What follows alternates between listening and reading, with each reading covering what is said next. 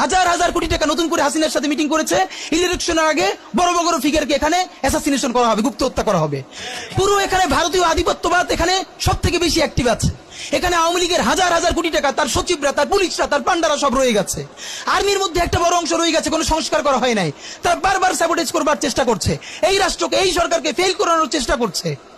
তো আপনি মুক্তিযুদ্ধের পরে যে ৩-৪ বছর এইরকম রাজধানী হয়েছে, সেটাকে যদি অটকুন দিতে পারেন যে নতুন রাষ্ট্র গঠনের আগে এই ঝামেলাটা হয়, তাহলে এই যে নতুন বাংলাদেশের স্বপ্নের মধ্যে এইগুলোকে আপনি বড় করে মপ করে ফ্রেমিং করেন।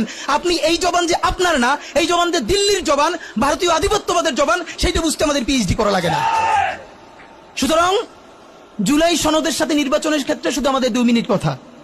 নির্বাচন হতে হবে। আমি একটু ভদ্রতার সাথে এবং শ্রদ্ধার সাথে বিনয় আমি জানাচ্ছি যে ভাইরা যেটা বলেছেন, সকল দল মিলে আগামী 20 বছর নির্বাচন না হোক, না, এটা আমরা চাই না।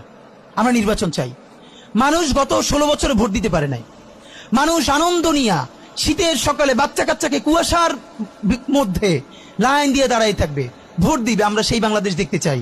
আমরা নির্বাচন চাই, নির্বাচন হতেই হবে। এই নির্বাচনকে বানচাল করবার জন্য দিল্লি থেকে শুরু করে আওয়ামী লীগ হাজার হাজার কোটি টাকা নতুন করে এখানে বিনিয়োগ করছে। নির্বাচন লাগবে। তবে আমাদের প্রশ্ন হলো, সেই নির্বাচনের ম্যান্ডেট হবে কি? এখানেই আমাদের কথা।